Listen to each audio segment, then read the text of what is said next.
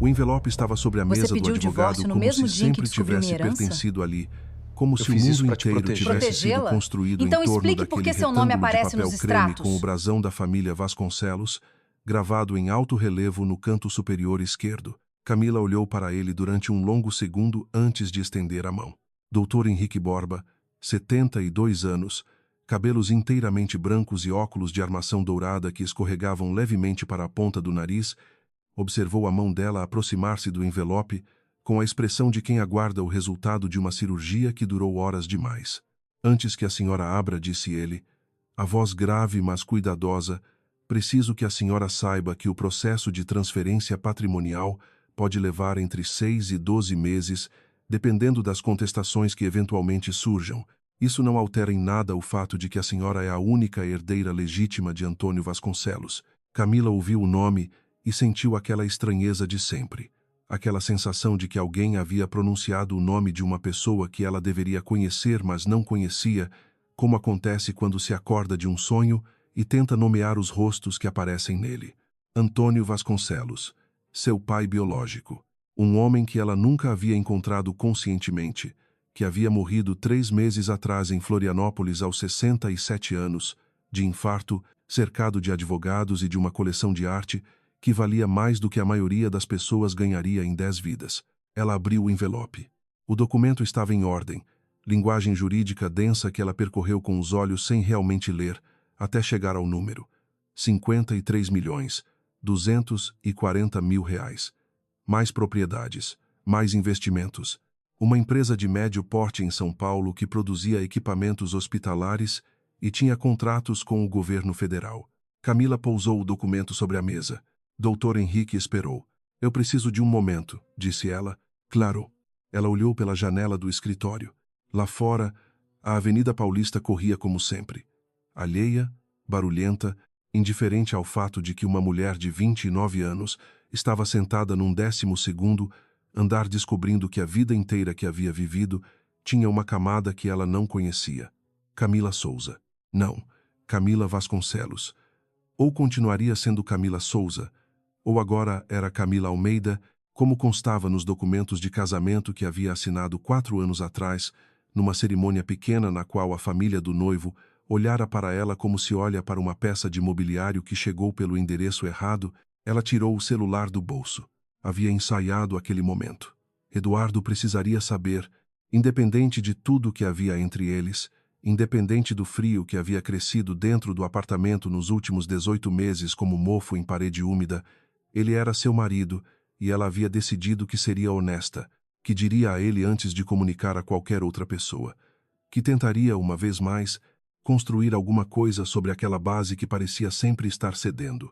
O celular vibrou antes que ela pudesse discar. Era um número que ela não conhecia, prefixo de cartório. Ela atendeu por reflexo. A voz do outro lado era feminina, profissional, levemente apressada, do tipo de voz que repete a mesma informação dezenas de vezes por dia, sem nenhuma intenção de crueldade. Boa tarde. Estou falando com a senhora Camila Almeida? Sim. Sou da Cartório Figueiredo e Souza. Ligo para confirmar o recebimento da notificação referente ao pedido de dissolução de união estável e divórcio protocolo número.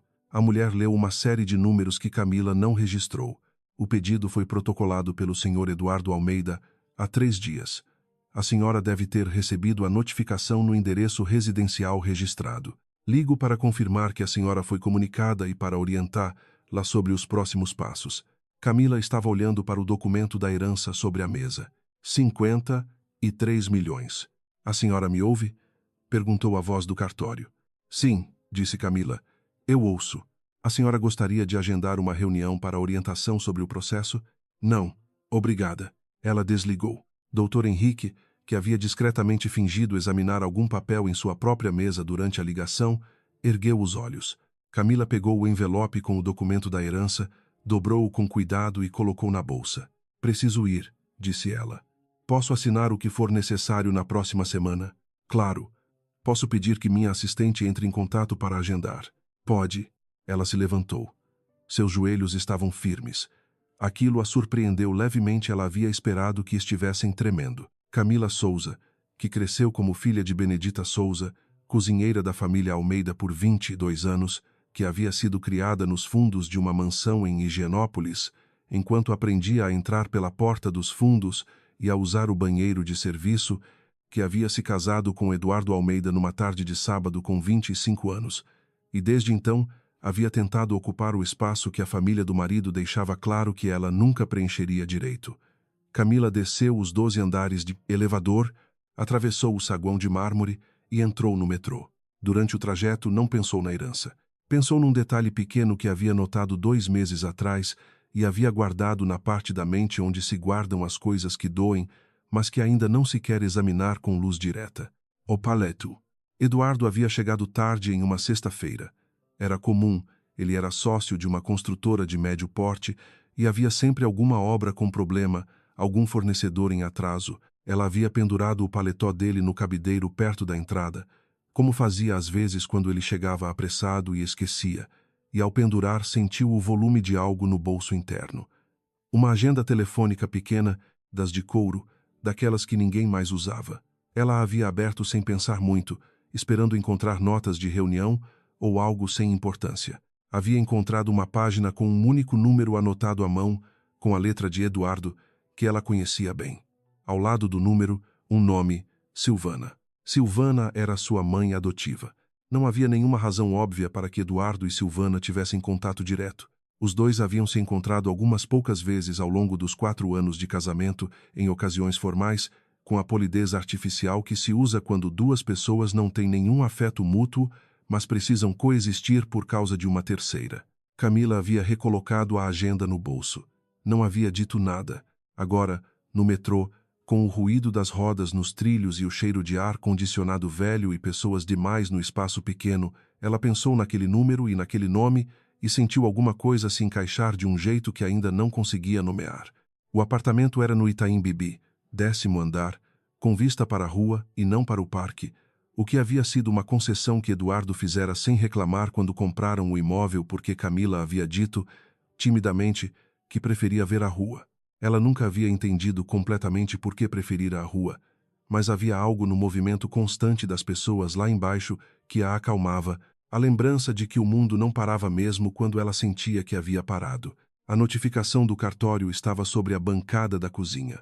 Ela havia chegado provavelmente no dia anterior, e Camila não havia aberto porque os envelopes oficiais às vezes demoravam a ser abertos quando ela estava numa semana difícil, e aquela havia sido uma semana difícil. O envelope estava aberto agora, o papel dentro ainda dobrado, mas já havia sido aberto, por Eduardo presumivelmente, e então recolocado ali como se fosse um objeto de uso cotidiano. Camila leu o documento do cartório. Era exatamente o que a mulher havia dito pelo telefone: pedido de divórcio. Eduardo Antônio Almeida, qualificação, RG, CPF, motivo alegado, incompatibilidade de temperamentos. 3 dias atrás. Ela foi até o escritório que eles usavam como estudo, o cômodo menor do apartamento onde havia uma mesa, 2 estantes de livros e a cadeira giratória que Eduardo usava quando trabalhava em casa nos fins de semana. A mesa estava organizada, como sempre. Eduardo era uma pessoa de ordem, de pilhas de papel alinhadas e canetas no porta-lápis e gavetas que fechavam direto porque nunca tinham coisas demais dentro. Camila não sabia o que procurava. Estava olhando para a mesa e sentindo que havia ali alguma coisa que ela precisava entender, alguma peça que estava na superfície, mas que ela ainda não havia conseguido ver. Foi então que notou a carta. Estava sobre a cadeira, não sobre a mesa. Um envelope branco simples, sem remetente, com o nome dela escrito com a letra de Eduardo. Camila. Apenas isso. Nenhum sobrenome. Ela pegou o envelope e o virou nas mãos. Estava lacrado. Havia algo dentro, não apenas uma folha. Havia mais de uma folha. Ela podia sentir o volume. Ela olhou para o envelope durante um longo tempo. Havia uma parte dela que queria abrir agora, imediatamente, porque a parte de sua personalidade que havia sido forjada na incerteza precisava de respostas e as precisava logo. Havia outra parte que tinha medo, não de Eduardo especificamente, mas do que a carta poderia confirmar sobre coisas que ela havia passado anos tentando não confirmar sobre si mesma, sobre seu casamento, sobre a escolha que havia feito aos 25 anos, quando disse sim numa tarde de sábado. Ela pousou a carta sobre a mesa. Não hoje. Hoje ela havia recebido 2 notícias que mudavam o eixo da sua vida e não tinha mais capacidade de absorver uma terceira. Eduardo chegou às 22 horas. Camila estava na sala, com o televisor ligado num volume baixo que ela não estava realmente ouvindo. Havia preparado janta e comido sozinha, o que era comum. Havia lavado os pratos, havia tentado ler e não havia conseguido passar da segunda página. Ele parou na entrada da sala quando a viu. A chave ainda estava na mão. Eduardo Almeida tinha 33 anos, 1,82 m, ombros que preenchiam bem qualquer terno e aquela expressão permanentemente contida que Camila havia interpretado, nos primeiros anos, como seriedade e que havia aprendido depois a reconhecer como algo mais complexo do que isso, uma forma de não mostrar o que estava sentindo que ele havia desenvolvido tão cedo e tão bem, que às vezes ela suspeitava que ele próprio não sabia mais o que sentia. Você está acordada, disse ele. Não era uma pergunta. Estava te esperando. Ele entrou na sala, afrouxou o nó da gravata, não se sentou. Camila, eu fui ao cartório hoje, disse ela. Não havia planejado começar assim, mas as palavras saíram dessa forma e ela não as recuperou. Não fui intencionalmente. Me ligaram. Eduardo ficou em silêncio. Você podia ter me dito, disse ela. Sua voz estava tranquila. Ela havia percebido, enquanto esperava por ele, que o que sentia não era raiva, não ainda, era aquela espécie particular de tristeza, que só aparece quando algo que você esperava que fosse diferente confirma que nunca seria diferente. Eu ia falar com você, disse ele. Quando? Ele não respondeu imediatamente. Quando, Eduardo? Eu precisava de tempo para organizar como dizer. Há 4 anos você tem tempo para organizar qualquer coisa, disse ela. Você é muito bom nisso, em organizar, em alinhar, em decidir o que vai dizer e como vai dizer. Ela fez uma pausa, em decidir o que não vai dizer. Ele se mexeu, foi até a janela, ficou de costas para ela por um momento olhando para a rua lá embaixo. Tem coisas que preciso te explicar, disse ele, sem se virar. Oisai, não é o que você está pensando. Você não sabe o que eu estou pensando. Ele se virou então, e havia algo no rosto dele que ela não conseguiu classificar logo, porque não era a expressão que ela havia esperado encontrar num homem que havia pedido divórcio 3 dias atrás. Havia algo que parecia, estranhamente, com culpa. Não a culpa de quem foi pego fazendo algo errado, mas a culpa mais pesada de quem tomou uma decisão que acreditava ser certa e está começando a duvidar disso. Não hoje, disse ele finalmente. Hoje não tenho condições de explicar isso direito, mas eu vou explicar. Camila se levantou. Tudo bem, disse ela. Não hoje. Ela foi para o quarto. Não o quarto deles. Já havia algum tempo que dormiam em quartos separados, uma dessas coisas que acontecem em casamentos que estão cedendo, sem que ninguém declare em voz alta que estão cedendo. Ela foi para o quarto que havia se tornado o seu, fechou a porta sem trancar porque trancar seria dramático demais e ficou deitada de costas olhando para o teto. Na bolsa, sobre a cadeira ao lado da cama, estava o documento da herança. Na mesa do escritório, estava a carta de Eduardo. Ela fechou os olhos. O chão havia desaparecido 2 vezes naquele dia e ela ainda estava de pé, o que era ao mesmo tempo mais e menos do que ela esperava de si mesma. Camila não dormiu bem. Acordou às 5h40 da manhã com o som de Eduardo se preparando para sair, o barulho do chuveiro, depois os passos no corredor, depois o silêncio denso que precede o clique da fechadura da porta principal. Ela ficou deitada ouvindo o silêncio e então se levantou. Foi até a cozinha, fez café e ficou de pé diante da janela, assistindo São Paulo acordar na cor cinza que a cidade ganha antes do sol. Às 7h30 ela ligou para Drá. Patrícia Lemos, advogada que havia sido recomendada por uma colega de trabalho meses atrás, quando Camila havia perguntado casualmente, como quem não quer muito a resposta, o que acontecia com o patrimônio num divórcio, quando um dos cônjuges não tinha bens em seu nome. Na época, havia guardado o contato sem usar. Agora discou o número. Drá. Patrícia atendeu no 3º toque. Preciso de uma consulta urgente, disse Camila. Recebi uma notificação de divórcio. Quando pode vir ao escritório? Hoje, se possível. Às 14 horas. Perfeito. O escritório de Drá. Patrícia ficava nos jardins, num sobrado antigo com azulejos portugueses na fachada e um jardim de entrada menor do que aparentava nas fotos do site. A advogada tinha 40 e poucos anos, cabelos curtos, Olhos que analisavam as pessoas com uma eficiência que poderia ter sido intimidante, mas era, na prática, reconfortante a eficiência de quem conhece bem o que está fazendo. Camila expôs a situação. O casamento de 4 anos, o afastamento gradual, a notificação do cartório. E então, com alguma hesitação, a herança. Havia decidido no caminho que seria completamente honesta com a advogada, que não omitir o documento da herança era a decisão mais inteligente que poderia tomar naquele momento. Patrícia ouvia com um bloco de notas à frente, anotando de tempos em tempos, sem interromper. Quando Camila terminou, a advogada ficou em silêncio alguns segundos. O pedido de divórcio foi protocolado há 3 dias, disse ela. Sim. E a senhora só tomou conhecimento da herança há quanto tempo? Fui comunicada formalmente ontem. Mas eu sabia que havia uma investigação de paternidade em andamento há cerca de 2 meses. Patrícia fez uma anotação. Preciso verificar algo, disse ela. Com licença. Ela abriu o computador, digitou durante algum tempo, consultou alguma coisa que Camila não conseguia ver da cadeira onde estava sentada. Então, levantou os olhos. O pedido de divórcio foi protocolado em regime de urgência, disse Patrícia. Isso é incomum. Não há necessidade técnica de urgência num pedido consensual ou numa simples dissolução por incompatibilidade. A urgência sugere que algum fator externo motivou a pressa. Camila sentiu aquilo pousar em algum lugar no centro do peito.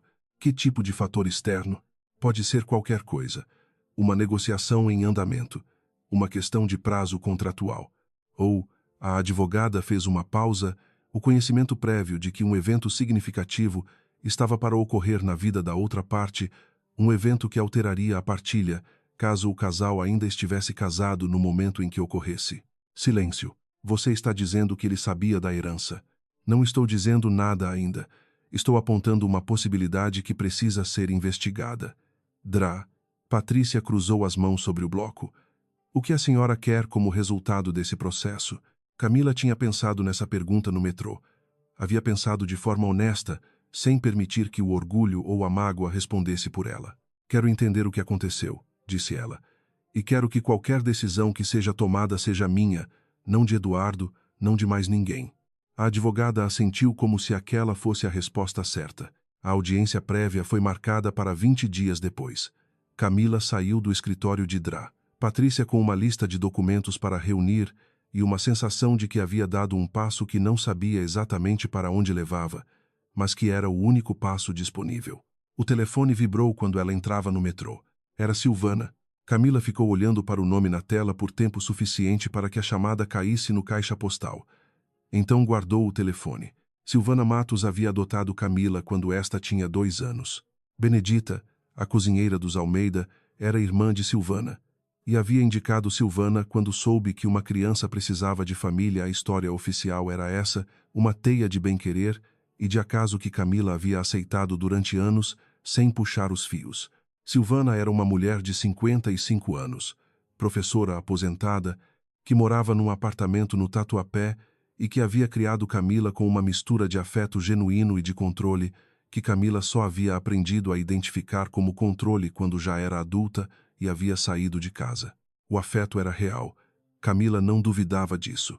Mas o controle era igualmente real. Aquela forma que Silvana tinha de aparecer nos momentos de vulnerabilidade de Camila, com soluções já preparadas, com perspectivas já organizadas, com a narrativa do que havia acontecido e de qual era o passo certo sempre pronta antes que Camila tivesse tempo de formar a sua própria. Ela não ligou de volta. Foram os dias seguintes que Camila mais tarde chamaria, para si mesma, de a semana em que aprendeu que não era quem pensava que era, e que isso era, de formas inesperadas, libertador. Ela voltou ao escritório de Dr. Henrique para assinar os documentos iniciais de aceite da herança. Conversou com o contador que Dr. Henrique havia indicado para uma primeira orientação sobre a estrutura patrimonial. Descobriu que Antônio Vasconcelos havia deixado um caderno manuscrito junto com os documentos jurídicos, não um diário, mas uma espécie de lista de coisas que ele havia feito e que lamentava, entre as quais havia uma nota sobre a mãe de Camila, uma mulher chamada Fernanda, que havia morrido de leucemia quando Camila tinha 18 meses e que havia pedido a Antônio que cuidasse da filha, pedido que ele havia atendido mal e tarde. Camila leu aquela parte do caderno 3 vezes. Depois o fechou e o colocou na gaveta da mesa do escritório, ao lado da carta de Eduardo, que ainda estava lacrada. Foi no 12º dia depois da notificação que ela viu Eduardo no tribunal. Ela havia ido com Patrícia para um protocolo de documentos, algo breve e burocrático, e Eduardo estava saindo de um dos corredores com seu próprio advogado, um homem mais velho que Camila não conhecia. Eduardo viu Camila antes de ela ver. Porque quando ela ergueu os olhos, ele já estava olhando para ela com aquela expressão que ela não conseguia classificar, a mesma do primeiro dia, a culpa que não parecia simples. Ele disse alguma coisa ao advogado e se aproximou. Camila. Ela virou o rosto levemente para Patrícia, que respondeu com um pequeno aceno de cabeça, o sinal de que Camila podia decidir se queria ou não falar com ele. Eduardo, disse ela, precisamos conversar. Temos advogados para isso. Não sobre o processo, sobre a razão do processo. Havia pessoas passando, funcionários do tribunal, advogados com pastas, 1 ou 2 estagiários com expressão de quem descobriu tarde demais que a carreira jurídica envolvia muito mais burocracia do que drama. Não era o lugar. Camila sabia que não era o lugar e sabia também que havia uma parte dela que usava exatamente esse argumento para evitar escutar o que Eduardo queria dizer, porque havia outra parte que tinha medo de que o que ele dissesse fosse algo que ela não estava preparada para lidar. Não aqui, disse ela. Então onde? Você não atende o telefone. Eu atendo quando quero. Ele passou a mão no cabelo, um gesto que ela conhecia bem, o gesto de quando ele estava lutando contra o impulso de dizer algo que havia decidido não dizer. Estou tentando explicar, disse ele. Você não me deixa. Você teve 4 anos para explicar coisas, Eduardo. Foi cruel. Ela sabia que era cruel enquanto dizia, e disse mesmo assim, porque havia coisas acumuladas que eram cruéis e que precisavam de alguma saída. Ele não se defendeu. Absorveu. E havia algo naquilo que Camila ficou carregando pelo resto do dia, porque não era o que ela esperava de um homem que havia pedido divórcio por estar cansado de alguém. Silvana ligou de novo à noite. Desta vez, Camila atendeu. Meu bem, disse Silvana. E só isso, aquele meu bem que havia sido a abertura de cada conversa difícil desde que Camila era pequena. Eu soube do Eduardo. Eu soube do divórcio. Como você ficou sabendo? Uma pausa brevíssima. Você me contou, lembra? Semana passada. Camila não lembrava de ter contado.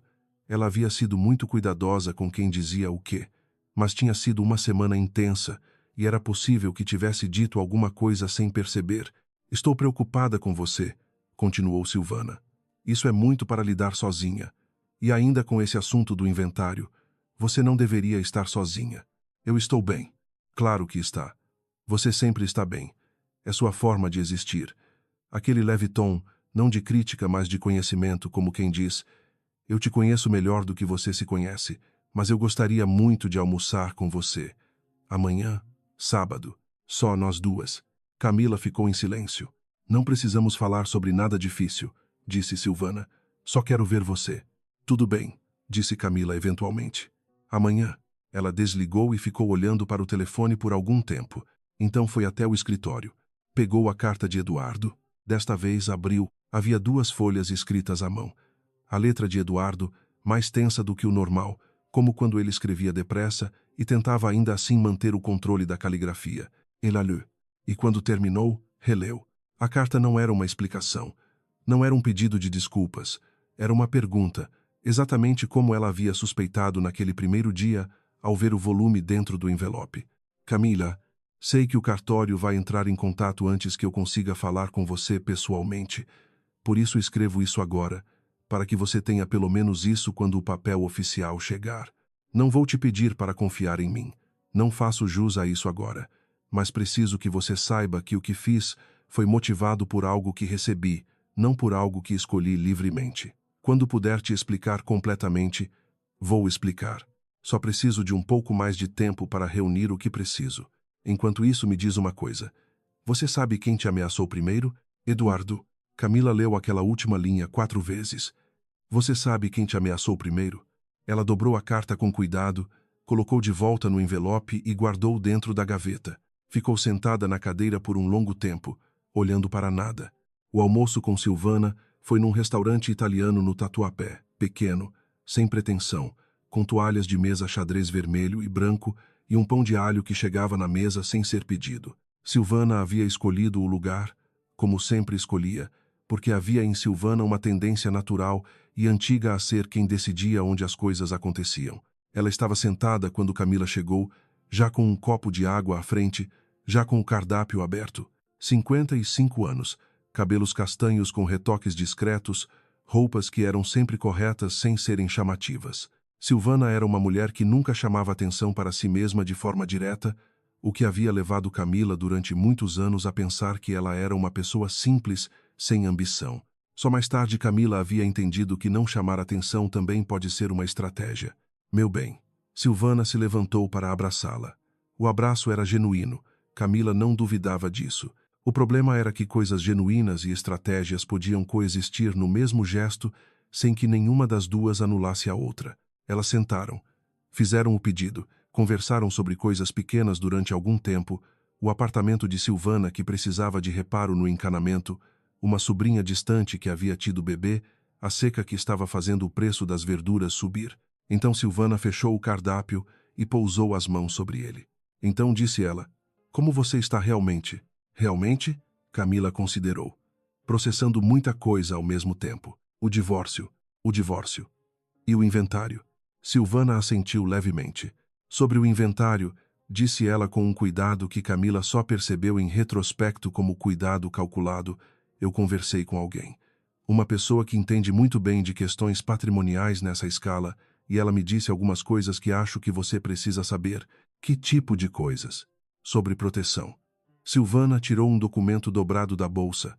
Abriu sobre a mesa com a naturalidade de quem está mostrando uma receita. Quando há uma herança dessa magnitude, especialmente numa situação de divórcio simultâneo, a parte herdeira fica muito exposta. O ex-marido pode contestar. A família do falecido pode contestar. Há processos que duram anos e que, durante esses anos, o patrimônio fica parcialmente bloqueado, sujeito a avaliações, revisões. Camila olhou para o documento sem tocá-lo. O que é isso? É um acordo de proteção patrimonial. A pessoa com quem conversei tem uma empresa de gestão. Eles assumem a administração formal dos ativos, enquanto o inventário não está consolidado, o que protege o patrimônio de contestações externas e garante que nada seja dilapidado ou bloqueado enquanto os processos correm. Silvana usou um tom de quem está explicando algo óbvio a alguém que precisa de paciência. Não seria algo permanente. Só durante o período de transição. Camila pegou o documento. Era denso. 11 páginas de linguagem jurídica apertada. Ela percorreu as primeiras com os olhos, reconhecendo algumas cláusulas gerais, sem conseguir avaliar o conjunto. Você teria que me deixar esse documento para revisar com minha advogada, disse ela. Silvana fez uma expressão que era quase imperceptível, uma leve contração dos cantos dos lábios, não de decepção, mas de alguma coisa que se ajustava internamente. Claro, disse ela. Só achei que seria bom você olhar logo, porque a janela de proteção nessas situações é pequena. Uma vez que o inventário for publicado nos diários oficiais, qualquer interessado pode entrar com contestação. Eu entendo a urgência, disse Camila, mas não assino nada sem que minha advogada veja. Silvana assentiu de novo, desta vez com mais calor, como se aquilo fosse a resposta certa. Você está sendo sensata, disse ela. Sempre foi sensata, desde pequena. Elas terminaram o almoço. Camila voltou para casa com as 11 páginas dobradas na bolsa. Patrícia ligou às 18 horas do mesmo dia. Posso passar no seu escritório agora? Perguntou Camila. Pode. Ainda estou aqui até às 20 horas. Camila chegou às 18h40. Patrícia leu as 11 páginas em silêncio, com a atenção concentrada de quem lê documentos jurídicos há muito tempo e sabe exatamente onde procurar o problema. Levou 14 minutos.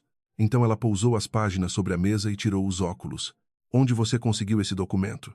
Camila explicou. Patrícia ouviu. Depois ficou em silêncio por um momento que pareceu deliberado. Na página 7, disse a advogada, há uma cláusula de gestão operacional. Está formulada de forma a parecer uma delegação temporária de administração. Mas o que ela de fato estabelece é que a empresa gestora, durante o período de vigência, tem poder de decisão sobre todos os ativos incluídos no acordo, incluindo alienação parcial com autorização simplificada. Ela fez uma pausa, em linguagem simples. Se você assinasse isso, A empresa de gestão teria poder de vender parte dos ativos sem precisar da sua aprovação, caso entendesse que isso era necessário para a proteção do patrimônio. A definição de necessário está no contrato com a linguagem suficientemente aberta para permitir interpretação ampla. Camila sentiu o estômago fazer algo que não era exatamente náusea, mas se aproximava disso. Quem é a empresa? O CNPJ listado no documento. DRA. Patrícia voltou aos óculos e verificou a página. Pertenece a uma holding que preciso investigar mais, mas o nome na razão social é Matos e Associados Gestão Patrimonial. Matos. O sobrenome de Silvana. Camila não disse nada por um momento. Não é necessariamente a mesma família, disse DRA. Patrícia com o cuidado de quem não quer precipitar conclusões. Mas é algo que precisa ser verificado. Eu sei de quem é, disse Camila. Sua voz estava calma, mas havia alguma coisa se movendo dentro dela, aquela sensação de quando uma imagem que estava desfocada ganha contornos. Pode verificar mesmo assim, quero ter certeza. A confirmação veio 2 dias depois. A Matos e Associados Gestão Patrimonial havia sido constituída 11 meses atrás. A sócia majoritária era Silvana Matos. O capital social era simbólico. A empresa não tinha histórico de operações. Camila leu o e-mail de DRA. Patrícia e então ficou sentada em silêncio na cozinha durante algum tempo com o café esfriando na xícara. 11 meses atrás. A investigação de paternidade havia começado há 2 meses. O processo de inventário havia sido aberto há 4 meses, quando Antônio Vasconcelos faleceu. Mas a empresa de Silvana havia sido constituída 11 meses atrás. O que significava que Silvana havia criado aquela estrutura antes do inventário ser aberto, antes da morte de Antônio Vasconcelos, antes de qualquer evento que, na versão oficial, teria motivado a ideia de um acordo de proteção patrimonial. Camila ligou para DRA. Patrícia. Ela sabia antes, disse. Parece que sim. Ela sabia que meu pai biológico estava vivo e que eu era herdeira. É uma conclusão razoável dado o timing. E ela criou uma empresa para acessar esse patrimônio antes que eu soubesse que ele existia. Silêncio breve. Isso é uma possibilidade que precisaria ser investigada mais profundamente, disse DRA. Patrícia com cuidado. Mas sim, essa é uma leitura possível dos fatos. Camila ficou olhando para a janela. E o Eduardo, disse ela. A agenda com o número de Silvana. O pedido de divórcio com urgência. Ela processou em voz alta, algo que raramente fazia. O que Eduardo tem a ver com isso? Isso, disse DRA. Patrícia, é o que ainda precisamos entender. Foi numa quinta-feira à tarde que Eduardo apareceu. Camila estava no apartamento. Trabalhando num projeto, ela era arquiteta paisagista autônoma, o que significava que grande parte do trabalho era feita de casa com prancheta e computador e reuniões pelo sistema de vídeo. Estava revendo o projeto de um jardim para uma residência em Pinheiros quando ouviu o interfone. Ela foi até o aparelho. Camila. A voz de Eduardo pelo interfone era diferente do normal. Tinha uma qualidade comprimida, como quem está segurando mais do que cabe numa voz. Eu sei que você pode não querer me receber, mas preciso falar com você. Tenho algo que você precisa ver. Ela ficou parada com o dedo sobre o botão por alguns segundos. Sobe, disse ela. Ele chegou com uma pasta fina debaixo do braço, entrou no apartamento sem a naturalidade de antes, porque antes este havia sido o apartamento dos dois e agora era, em termos práticos, o apartamento dela, ainda que os documentos não tivessem sido formalmente alterados. Ficou parado na entrada da sala sem avançar muito. Pode sentar, disse ela. Ele sentou na poltrona, não no sofá. Ela ficou em pé. Ele abriu a pasta. Recebi isso há 2 meses, disse ele, tirando uma folha. Um documento enviado por e-mail de um endereço que depois foi desativado. A mensagem dizia que se o nosso casamento continuasse, você perderia toda a herança. Camila não pegou a folha imediatamente. Perderia por quê? A mensagem alegava que havia uma cláusula no testamento de Antônio Vasconcelos que tornava a herança inelegível caso a herdeira estivesse envolvida em processo judicial de qualquer natureza durante o período de inventário. Ele fez uma pausa, inclusive processo de divórcio iniciado pelo cônjuge. Ela ficou olhando para ele. Não existe essa cláusula, disse ela finalmente. Eu sei. Sua voz não tinha recriminação. Tinha algo que ela estava relutante em nomear como arrependimento porque nomear lhe tornaria tudo mais complicado. Eu fiz com que meu advogado verificasse. A cláusula não existe no testamento, mas eu não soube disso antes de protocolar o pedido. Ele ergueu os olhos para ela. Eu agi rápido porque acreditei que era o jeito de te proteger. Se o divórcio viesse de mim, antes de qualquer processo judicial envolvendo o inventário, você estaria livre da cláusula que alegavam existir. Você agiu antes de verificar se a cláusula existia, disse ela. Ele não desviou o olhar. Sim, isso era o que Eduardo fazia. Camila conhecia isso nele. Havia reconhecido ao longo dos 4 anos como um padrão que às vezes a protegia e frequentemente a sufocava. Ele via um problema, avaliava rapidamente, tomava uma decisão, agia, sem consultar, sem perguntar, com a convicção de que sabia o que era melhor e de que perguntar era perder tempo. Você sempre faz isso, disse ela. A frase saiu sem acusação, apenas como observação. Oisai, você toma decisões que me afetam sem me perguntar o que eu penso ou o que eu quero. Eu sei. Ele fechou a pasta. E estou dizendo que sei porque é verdade, não porque é o que você quer ouvir. Camila foi até a janela. Lá fora, a tarde estava fechando em cinza. Quem mandou esse e-mail? Disse ela. Não consegui identificar o endereço depois que foi desativado. Mas o texto do e-mail mencionava pessoas próximas a você que têm seu melhor interesse em mente. Ele fez uma pausa. Aquela frase me pareceu estranha, genérica demais.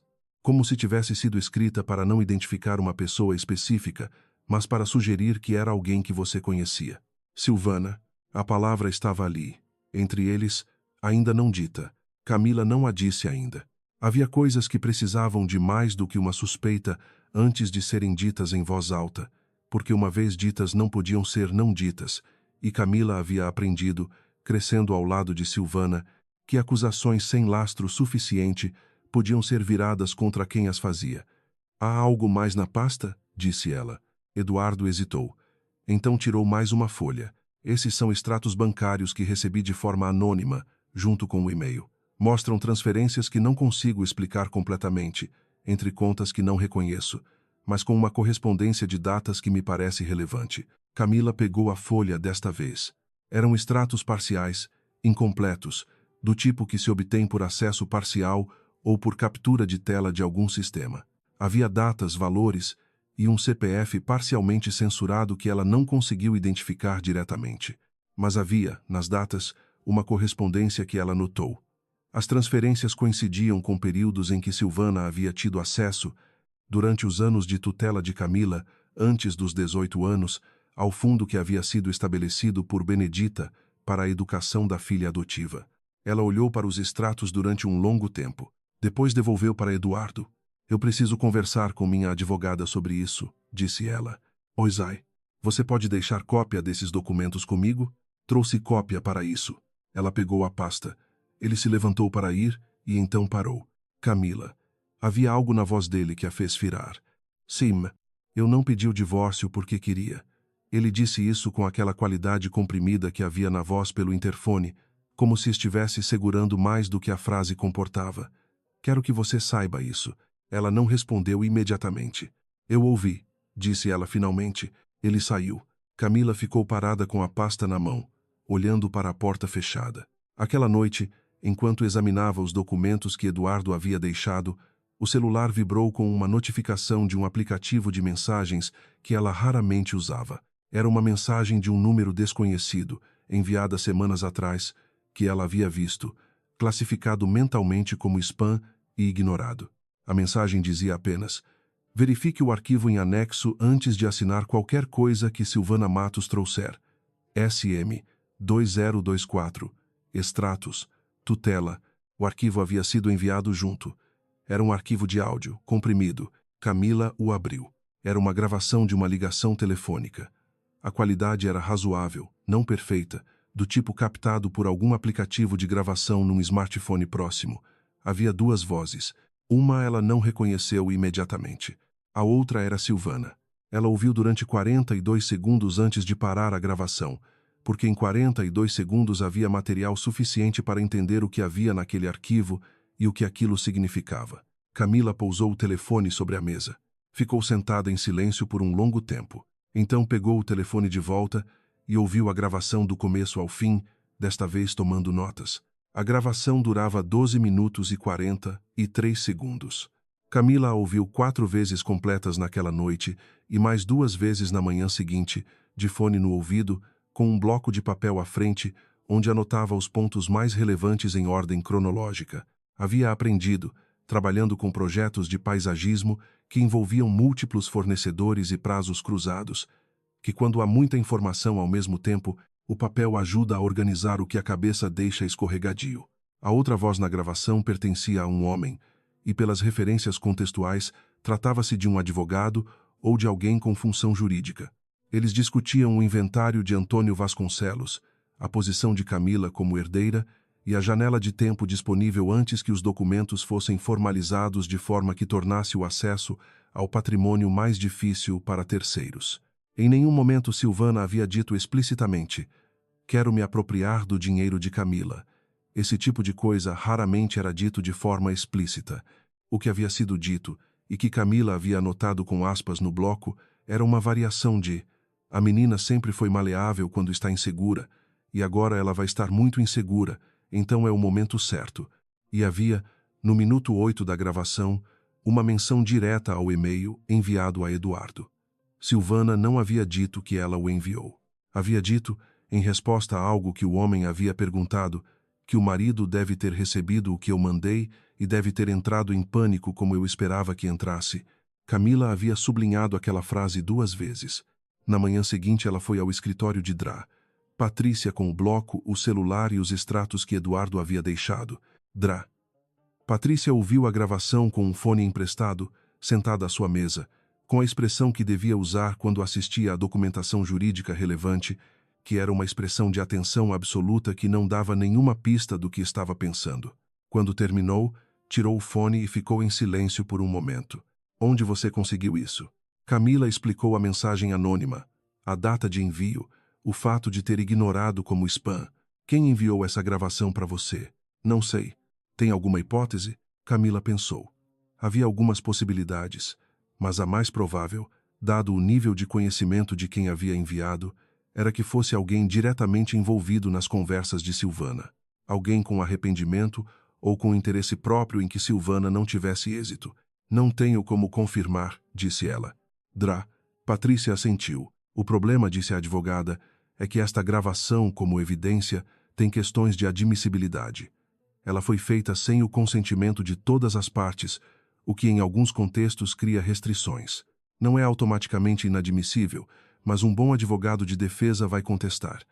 Para que ela tenha peso real, precisamos de corroboração, documentação adicional ou uma nova manifestação de Silvana que confirme pelo menos um dos elementos centrais desta gravação. Uma nova gravação, disse Camila, que idealmente seja obtida de forma que possa ser usada, o que, tecnicamente, significa que numa das partes da conversa haja consentimento, que você mesmo grave numa conversa com ela. Silêncio.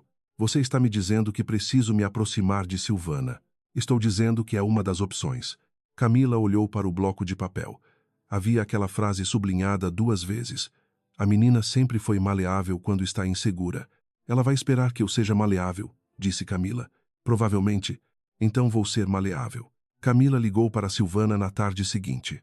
Mãe, disse ela, usando aquela palavra que havia aprendido a usar mais por convenção do que por sentimento, mas que hoje havia adquirido um sabor diferente, amargo de uma forma específica. Pensei mais no que você me mostrou no almoço. Acho que você pode ter razão sobre a exposição durante o período de inventário. Podemos conversar mais sobre isso? Silvana demorou um segundo a responder, não pelo tempo de alguém surpreendido, mas pelo tempo de alguém ajustando internamente o que havia planejado. Claro que sim, meu bem. Fico feliz que você tenha pensado a respeito. Elas marcaram para o dia seguinte, no apartamento de Silvana, no Tatuapé. Camila passou o resto da tarde e a noite se preparando. Conversou longamente com Drá. Patrícia sobre o que perguntar e como perguntar. Testou o aplicativo de gravação no celular. Pensou em cada variável possível. E então ficou deitada à noite olhando para o teto sem conseguir dormir completamente, porque havia uma diferença entre preparar algo intelectualmente e estar pronta para fazer. O apartamento de Silvana era como Camila o conhecia há anos, organizado, limpo, com plantas na janela e as fotos na parede em molduras que combinavam entre si. Havia fotos de Camila ali, da infância, da adolescência, do casamento. Havia uma foto de Benedita também, a tia de Silvana, que havia sido a ponte entre as duas e que havia morrido quando Camila tinha 16 anos. Silvana serviu café e bolo de laranja, que era o bolo que Camila havia comido toda a infância em dias de conversa importante. Havia algo no gesto que Camila sentiu como uma faca pequena, porque a memória afetiva era real mesmo quando a situação não era o que havia parecido ser. Eu estava relendo o documento, disse Camila, tirando as 11 páginas da bolsa. Minha advogada teve algumas perguntas. Sua advogada viu? O tom de Silvana era neutro, mas havia um enquadramento ligeiro no olhar, só por cima. Ela disse que precisaria de tempo para revisar completamente, mas enquanto isso ela quis que eu esclarecesse alguns pontos diretamente com você, para que ela entendesse o espírito do acordo antes de analisar os detalhes técnicos. Era uma mentira parcial. Patrícia havia dito que o papel da advogada seria posterior e que Camila deveria conduzir a conversa de forma que Silvana falasse sobre os elementos centrais sem perceber que estava sendo guiada para isso. Claro, disse Silvana. Pergunte o que quiser. Camila começou pelas perguntas menores. A estrutura da empresa de gestão, o histórico de clientes, a metodologia de administração. Silvana respondeu com fluência. Havia claramente preparado aquelas respostas. Então, com a naturalidade de quem está avançando na mesma conversa, Camila perguntou. Minha advogada ficou curiosa sobre o timing da constituição da empresa. Ela verificou que foi há 11 meses. Eu disse a ela que provavelmente era porque você já trabalhava com gestão patrimonial antes, mas ela pediu que eu confirmasse. Silvana segurou a xícara sem tomar. Eu identificava oportunidades no mercado há algum tempo, disse ela eventualmente. Ela perguntou especificamente sobre o inventário do Antônio Vasconcelos. Ela achou curioso que a empresa tivesse sido criada antes da morte dele. O silêncio durou mais do que o confortável. Como sua advogada sabe sobre o inventário de Vasconcelos? Porque é o inventário que motivou o contato com você, disse Camila com uma placidez que ela havia praticado. Você veio me ver contra a proposta depois que eu herdei. É natural que ela queira entender o contexto completo. Silvana pousou a xícara. Camila. O tom havia mudado. Não era agressivo, mas havia perdido a camada de suavidade que ela usava quando queria parecer apenas protetora. Você vai me dizer que sua advogada não gostou da proposta. Ela tem reservas. E você? Eu tenho perguntas. Então pergunte diretamente. Era o momento. Camila havia chegado até aqui de forma oblíqua, e havia chegado, e agora a pergunta direta era a melhor rota. Você enviou um e-mail para o Eduardo, disse Camila, não como pergunta, como afirmação. O rosto de Silvana não mudou de forma visível, mas havia algo nos olhos, aquela reorganização interna que acontece quando alguém que havia se preparado para muitas perguntas recebe uma que não estava entre elas, ou que estava, mas que não havia esperado receber naquele momento, naquela forma. Por que você diria isso? Porque eu sei. Camila manteve o tom neutro. O e-mail dizia que havia uma cláusula no testamento tornando a herança inelegível se eu estivesse em processo judicial durante o inventário. Essa cláusula não existe. Eduardo verificou, mas ele acreditou e agiu antes de verificar. Silvana ficou em silêncio. O e-mail foi enviado por você, disse Camila. O pedido de divórcio dele foi a consequência direta, e a empresa de gestão era o passo seguinte. Eu, desorientada, recém-divorciada, sem saber como proteger a herança, aceitando uma estrutura que te daria acesso ao patrimônio que você nunca deveria ter podido acessar. Silvana olhou para ela por um longo momento, e então, num movimento que Camila não havia antecipado completamente, ela soltou o ar como quem para de sustentar um peso. Você é mais inteligente do que eu calculei, disse Silvana, e havia no tom algo que soava quase como respeito, o que era a coisa mais perturbadora que Camila poderia ter ouvido naquele momento. Por que, Silvana? A voz de Camila não tremia. Ela havia descoberto naquele mês que quando havia raiva suficiente ela se tornava fria em vez de quente, e a frieza era mais eficiente do que qualquer outra coisa. Por que você criou essa empresa? Por que você quis o meu dinheiro? Eu não quero o seu dinheiro, disse Silvana. Havia algo na voz que soava como verdade, o que tornava tudo mais difícil. Nunca foi sobre querer o seu dinheiro. Então o que foi? Foi sobre meu dinheiro, disse Silvana. O dinheiro que você vai herdar Inclui um montante do fundo de tutela que Benedita estabeleceu para você. Um fundo que eu administrei por 16 anos. Ela fez uma pausa. Nem tudo está onde deveria estar. A sala ficou em silêncio. Camila ouviu o tráfego lá fora. O relógio de parede. O próprio coração. Você usou o dinheiro do fundo, disse ela. Precisei. E havia na voz de Silvana algo que era quase explicação, quase justificativa, do tipo que nunca basta, mas que é o que existe. Houve um período muito difícil. Eu ia repor. Fui repondo parte. Mas quando o inventário abriu e o advogado de Vasconcelos começou a revisar tudo, percebi que quando chegasse naquele fundo, eles iam encontrar o desvio. Sim. Camila ficou olhando para Silvana durante um longo tempo. E então você precisava controlar o processo, disse Camila. Precisava ser quem administrava o inventário para poder encobrir o que estava no fundo. Não estava pensando em encobrir. Silvana havia recuperado alguma compostura. Estava pensando em corrigir. Com acesso ao patrimônio maior, eu poderia repor o que tirou. Camila terminou a frase. Com o meu dinheiro, sem que eu soubesse. Silvana não negou.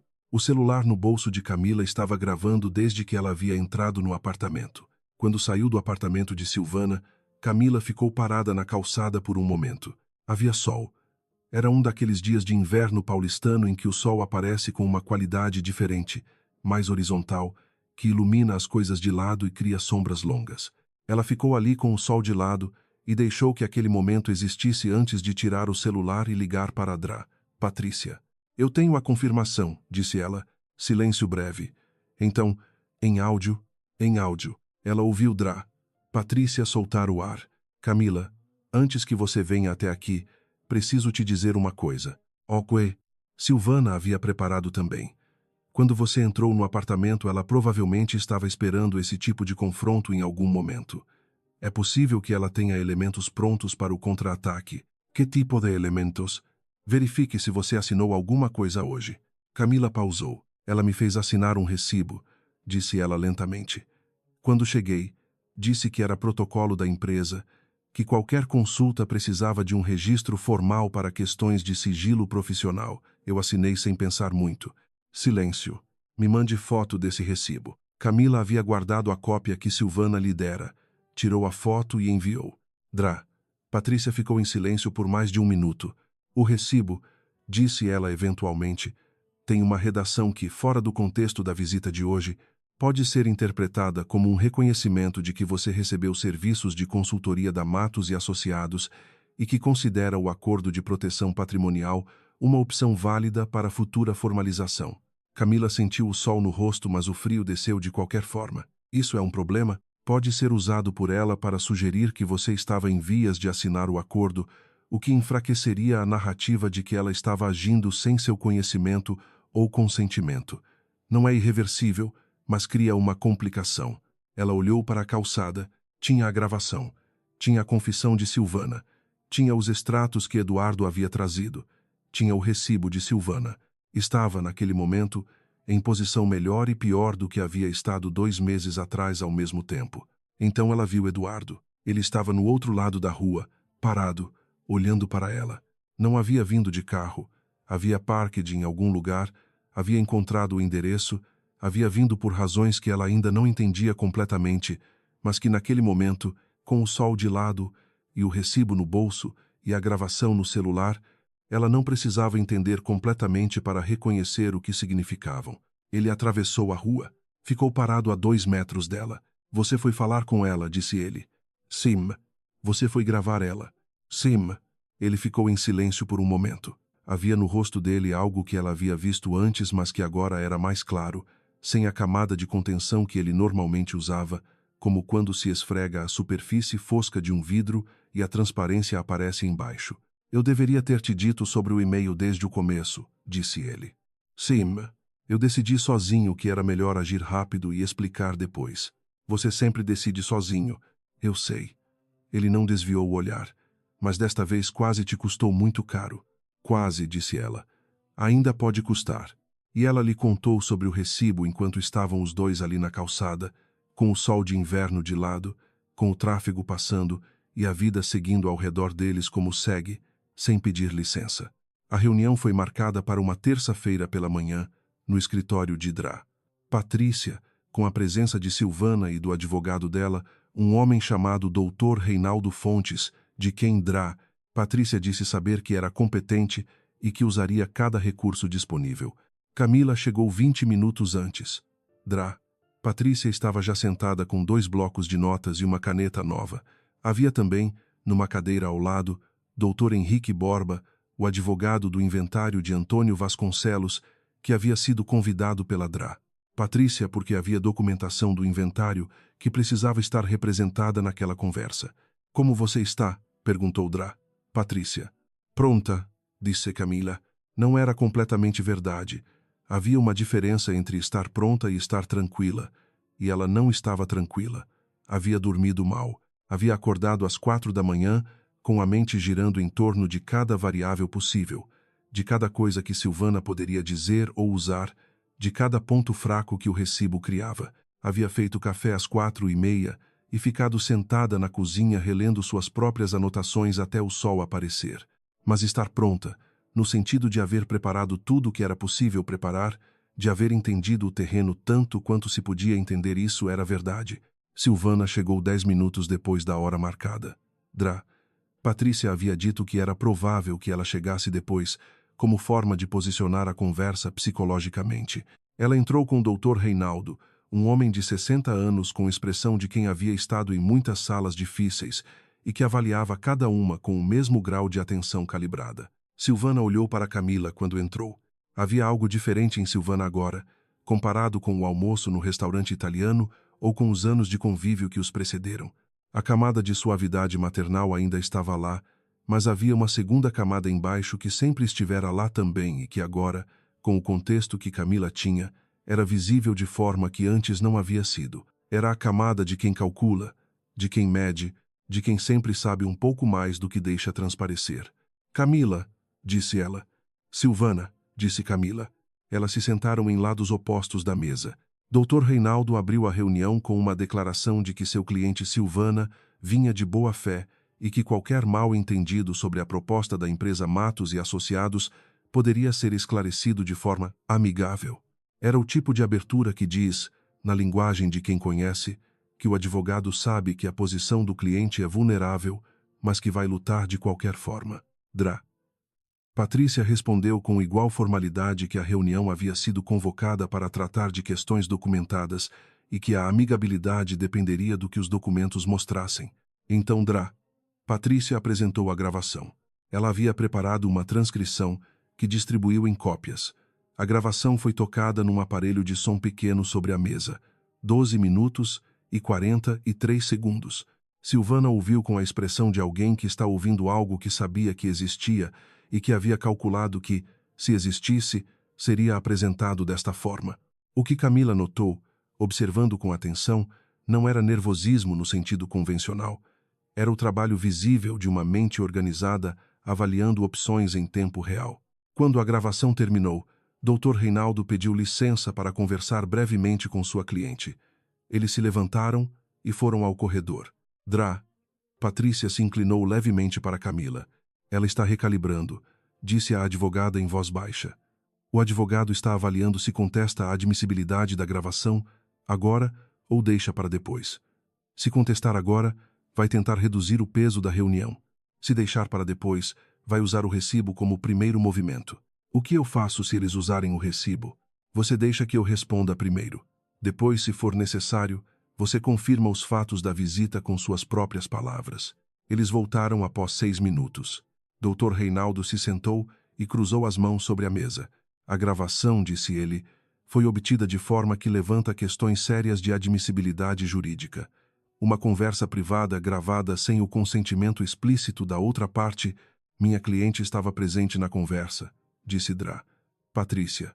"O artigo 10 da Lei de Interceptações Telefônicas se aplica a interceptações por terceiros, não a gravações por um dos participantes da conversa. A gravação é de uso da própria interlocutora. Há jurisprudência nos dois sentidos. Estou preparada para levar isso ao judiciário se necessário." Dra. Patrícia manteve o tom calmo, "Mas quero que o senhor avalie se vale a pena, considerando o que o restante da documentação mostra sobre os extratos do fundo de tutela." Ela distribuiu as cópias dos extratos que Eduardo havia trazido, agora complementadas com documentação adicional que o advogado do inventário havia reunido nos dias anteriores, cruzando os valores com os registros do fundo. Dr. Reinaldo analisou os documentos.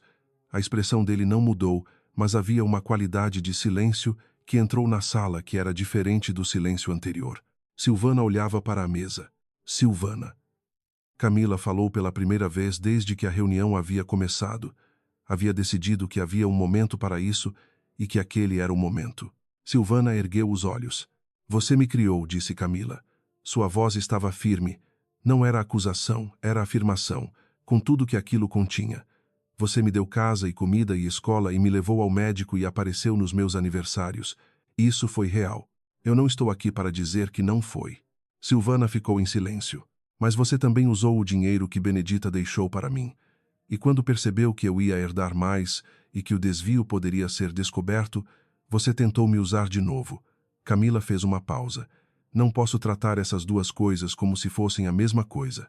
E não posso fingir que a segunda não aconteceu por causa da primeira. Eu ia repor, disse Silvana. A voz dela havia perdido a camada de suavidade completamente agora. Não havia sido substituída por agressividade, havia sido substituída por cansaço. Eu sempre disse que ia repor, com o meu dinheiro, sem me perguntar.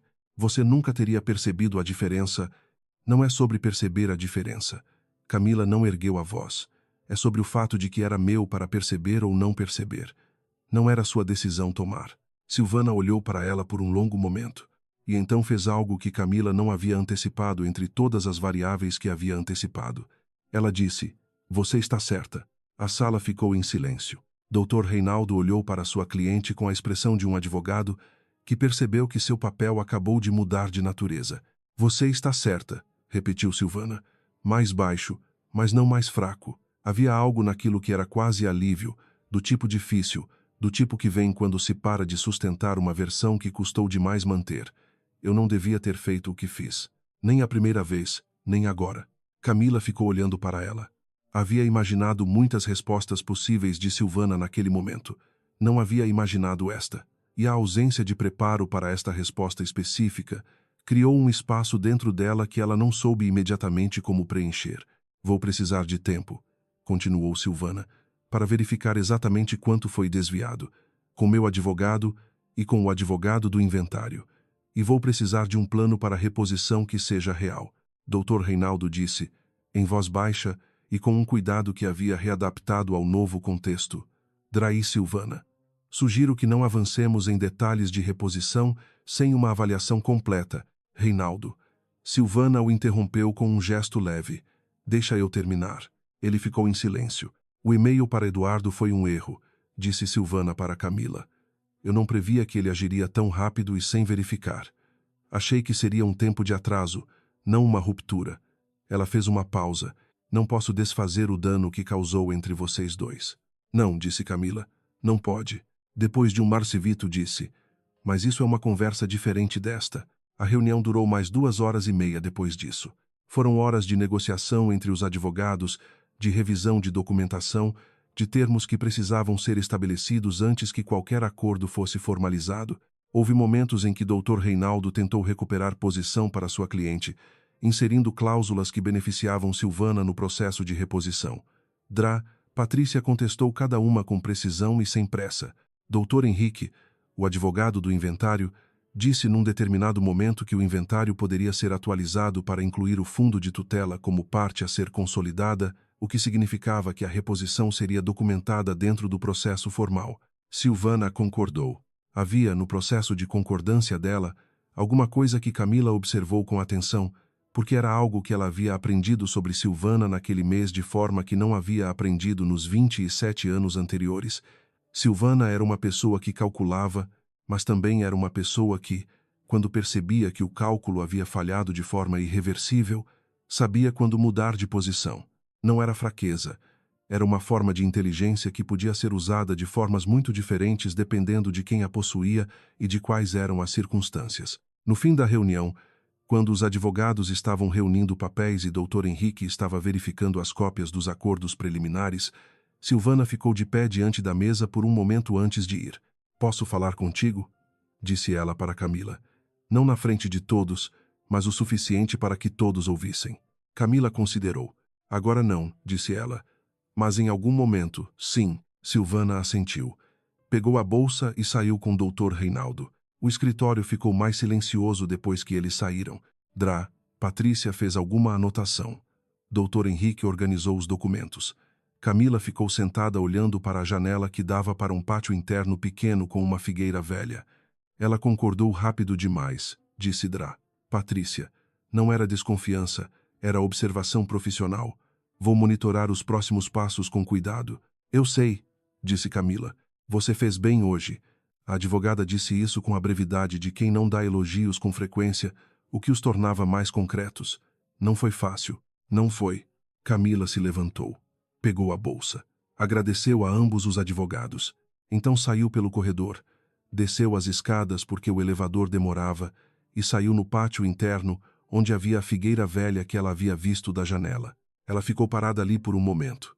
Eduardo estava do lado de fora, na calçada, como havia ficado do lado de fora do apartamento de Silvana no Tatuapé uma semana antes. Havia algo que ela havia notado naquele padrão, de ele aparecer nos lugares sem anunciar, não de forma intrusiva, mas de forma que deixava a decisão do que fazer a seguir para ela. Era, ela percebeu, uma forma diferente do que ele sempre havia feito em vez de agir e explicar depois. Ele estava presente e esperando. Era um ajuste pequeno, mas era um ajuste real. Como foi? Perguntou ele. Ela concordou. Ele ficou em silêncio por um momento, completamente, com o essencial. Os advogados ainda vão trabalhar os detalhes, e eu paguei um preço pequeno. O recibo. O recibo. Camila olhou para a rua. O advogado do inventário verificou a validade. O recibo tem um vício de forma. Ele foi assinado sem que eu tivesse sido informada do conteúdo antes, e o texto era ambíguo de forma que não pode ser legalmente vinculante. Mas antes de saber disso, eu havia concordado com um pequeno acordo extrajudicial separado para encerrar mais rapidamente uma parte do processo. Perdi uma fração pequena. Quanto? 300 mil reais. Eduardo ficou em silêncio.